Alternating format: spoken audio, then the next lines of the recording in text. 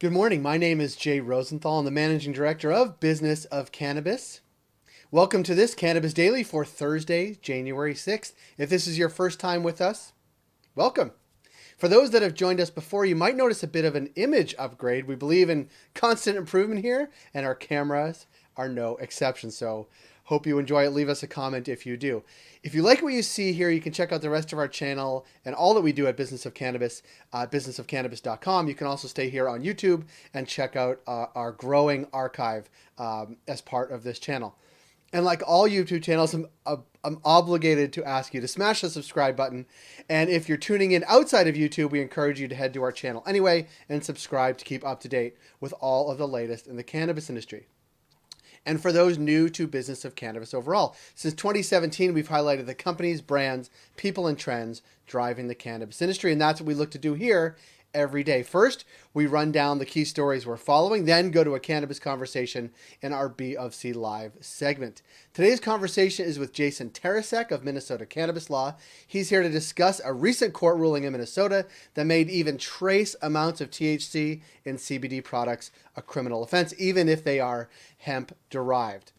We'd love to hear from you on our comments, and always feel free to visit us at businessofcannabis.com, as well as through all of our social channels, Twitter, LinkedIn, Facebook, and Instagram. Now for today's stories. First, Wall Street has high hopes for some U.S. cannabis stocks. Canada has much lower hopes for some sales forecasts from some of the big producers. A bourbon-selling state senator opposes medical cannabis, no surprise there. And France's CBD industry prepares for battle. First, our first story. Wall Street has high hopes for these 5 cannabis stocks. Despite the lack of federal cannabis reform in the U.S. and a long list of other challenges facing the industry, analysts see long-term potential in cannabis stocks, reports insiders. Specifically, these 5 companies analysts are eyeing for 2022 and beyond. Trulieve, Green Thumb Industries, Cresco Labs, Air Wellness, and Weed Maps. Quote, "At the end of the day, all these companies have huge growth opportunities and huge market expansion opportunities in the coming year," said Viridian Capital Advisors analyst John DeCourcy. For our second story, hundreds of millions are cut from sales forecasts for Canada's big LPs. Forecasts are less optimistic north of the border, unlike the 5 we mentioned earlier in the U.S., where analysts have lowered their expectations for Tilray, Canopy Growth, and Aurora by hundreds of millions of dollars due to decreased market share. This reporting due to Business Daily. According to Hi-Fire, which is owned by Fire and Flower and reported by Cantor Fitzgerald, estimated market share for October to December 2021 was 11.7% for Tilray, which is down from 15% in the previous quarter, which is down 18% from April 2021. 8.6% for Canopy, which is down from 10% the quarter before and 15% in April. And 2.8% for Aurora, which is down from 3.7% last quarter and 6% from the previous one to that. So who's winning the market share in Canada? Well, to quote the story from MJ Biz, craft producers and large cultivators such as Organigram and Auxly appear to be gaining at their competitors' expense. Just follow Matt Lamers to find out all the latest details. Follow him on Twitter and LinkedIn. Check out our recent BFC Live conversations, actually, with Bina Goldenberg, the CEO of Organigram, where she talks just about this, as well as an older conversation with Auxly CEO Hugo Alves, and a much, much older conversation with Alves from 2017. You can find that all on businessofcannabis.com. For our third story, a bourbon-selling state senator opposes medical cannabis. Republican Kentucky Senate Majority Floor Leader Damon Thaler says he knows there is broad support for medical cannabis legalization in his state. Even still, he says, he's just not for it. That according to Marijuana Moment. But why? Thayer says he's concerned that it's, quote, a slippery slope for recreational marijuana. Sounds an awful lot like the Prime Minister yesterday in England, which is an interesting reason since he owns a bourbon distillery. Which Marijuana Moment does not leave out of their story. A similar thing is happening a bit further south in the U.S. too. Despite the pleas of parents of sick children who could benefit from access, Mississippi Governor Tate Reeves has said he will veto medical cannabis legalization unless purchase limits are reduced. the key advocate in Mississippi, Angie Calhoun, she's the founder and CEO of Mississippi Cannabis Patients Alliance, said, "I'm begging you, Governor Reeves, to show love and compassion to patients, your constituents who are suffering with debilitating medical conditions, by signing this bill into law as it's presented to you. The patients have suffered long enough." Finally, to France. France's CBD industry is prepping for a fight about flower. The French government warns that they will ban CBD flower products, which account for over half of sales and a market valued at 180 million euro. This is reporting due to Business Can. Because flower is often smoked, regulators are concerned about the carcinogens in joints, particularly those combined with tobacco. If I get this straight, they're only concerned with carcinogens when the CBD flower is mixed with tobacco, not necessarily the tobacco products themselves. Anyway, the business community has already responded with an application to suspend the ban. Those are the stories we are watching today. Join 10,000 others and catch all these stories and more in your inbox every day at 7 a.m. Eastern in our Cannabis Daily newsletter. You can find that on businessofcannabis.com. Coming up next, we are with Jason Tarasek of Minnesota Cannabis Law as he discusses a recent court ruling in Minnesota that made even trace amounts of THC and CBD products, even if they are hemp-derived, a criminal offense. Jason founded Minnesota Cannabis Law in 2018 to serve the hemp, cannabinoid, medical, and adult use markets in the upper Midwest, and has nearly 20 years of legal experience as a transactional attorney and litigator. This is our BofC Live conversation with Jason Tarasek of Minnesota Cannabis Law.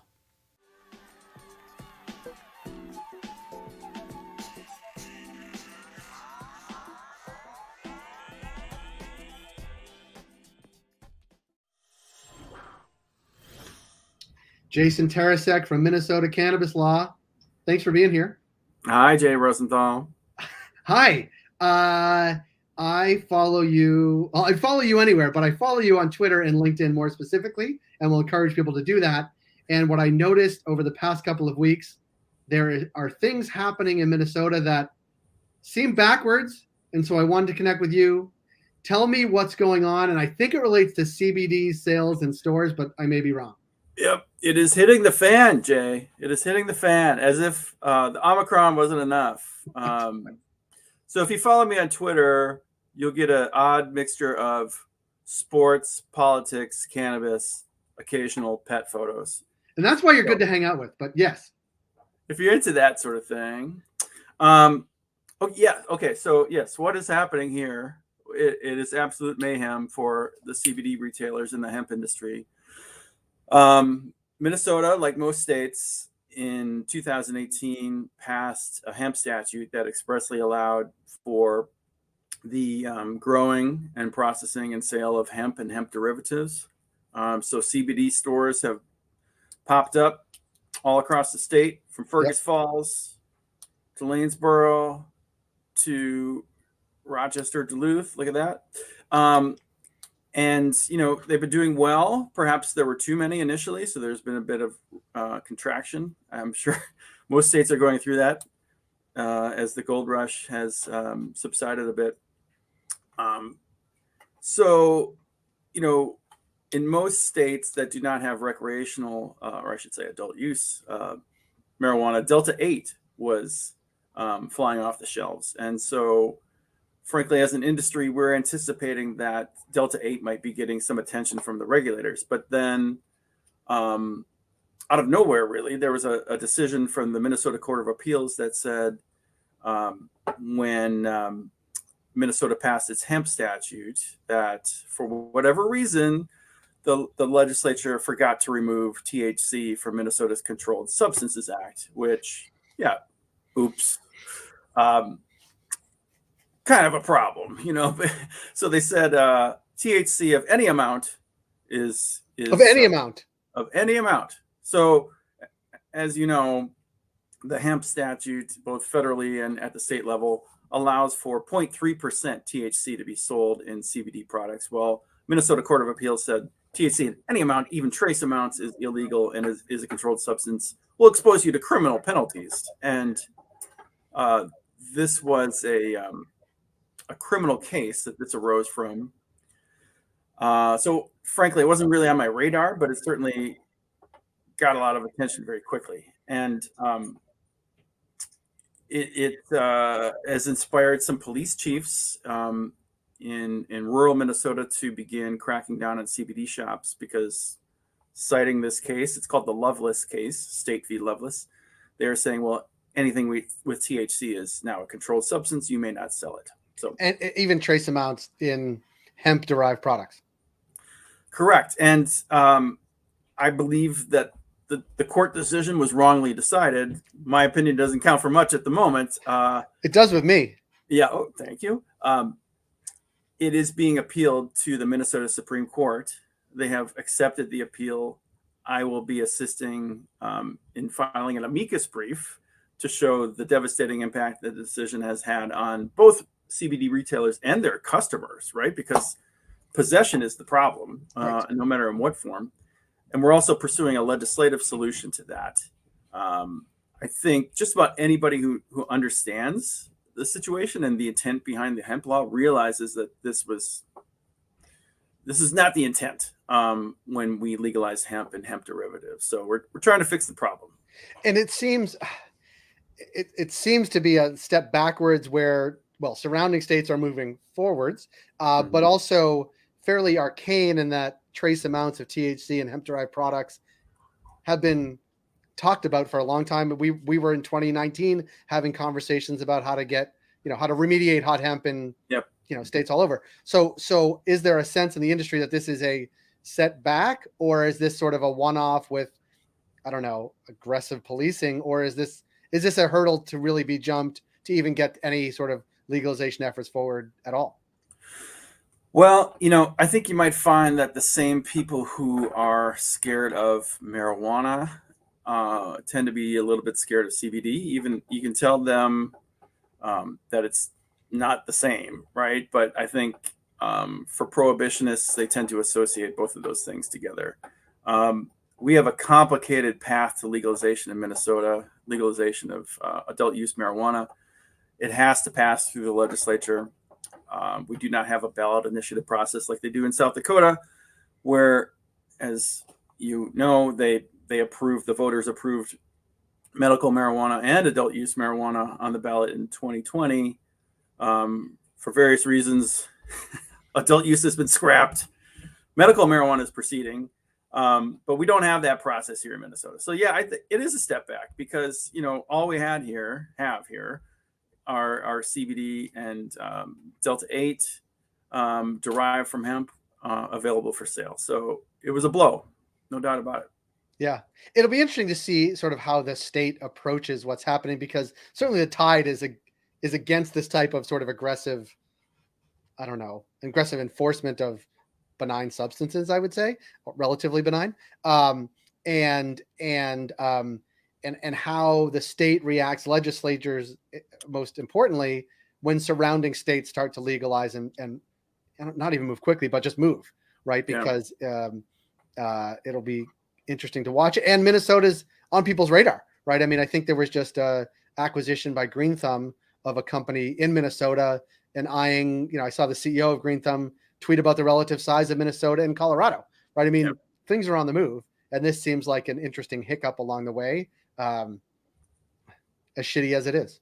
Yeah. So Minnesota is odd in that we do have a medical program, but we only have 2 medical marijuana providers, and one of them, not Vireo Health anymore, Green Goods, has been rebranded as Green Goods. And the second one was recently acquired by Green Thumb, which I think is owned by Jack Daniels, perhaps. I don't know if you know about that, but big company, right? And I think that move is being driven because we've opened up our medical program a bit by allowing both for the sale of raw flower. Right. We hadn't allowed that until recently, and for the sale of edibles, which we anticipate that each of those things is going to attract more patients to the program. And yeah, I think the populations of Minnesota and Colorado are about the same. So yeah, the medical program at least is attracting more interest. But there's still this prohibitionist mindset among a lot of regulators here. We're trying to get our governor's attention because these state agencies obviously work for him. We've sent him a letter saying, hey, this is what's happening to us. Please help. Because he's indicated that if we get a legalization bill on his desk, he'll sign it. We thought he was a friend of the industry, and his agencies are acting differently. And beyond the sort of Court of Appeals problem, we also have state agencies saying that any tinctures, any gummies containing CBD are illegal because they're food and we can't allow for CBD in food. That to me is also a misinterpretation of the law. So You're we getting are it coming and going. Say what now? You're getting it coming and going. Oh my gosh. Yeah. Yeah. I mean, I've been on the phone all morning trying to put out fires. I don't know which one to put out first. They're sort of all, initially we knew what the top priority was, but then like there becomes a new priority. It's becoming very, very difficult to be a CBD retailer in Minnesota. And some people they're leaving, you know, they're setting up shop elsewhere. I mean, that's how the market works. If it's not going to work here, they're going to go somewhere else. Right. It's an okay time to be the Minnesota cannabis lawyer, though. It's busy time. Yes, it'd be better if we were actually moving an industry forward as opposed to playing defense on, you know, not silly, but things you thought were well covered. It's ludicrous. You know, I've seen how CBD helps people, but the stigma is real. You know, and misinformation and wrongful interpretations of statutes it's hurting people. That's infuriating. Yeah. Well, Jason, I hope you'll continue to come back to give us an update about where things are with the case at the Supreme Court, but also sort of how retailers are dealing with it on the ground related to enforcement. As always, it's nice to see you, if not face to face, then at least see your face and hear your voice from Minnesota Cannabis Law. Thank you, Jay. Great to see you too. I'd love to come back. Yeah, well, anytime. You're welcome in Toronto. Well, not really. No, you can only come with a series of PCR tests and come during lockdown. But hopefully we will see you in the coming year. Happy New Year, Jason. Thanks for joining us. Happy New Year. That was episode 4 of Cannabis Daily. Thank you for being here and thank you for joining us. Please subscribe to this YouTube channel. Visit us at businessofcannabis.com. Visit us on Twitter, LinkedIn, Facebook, and Instagram. We will see you all tomorrow.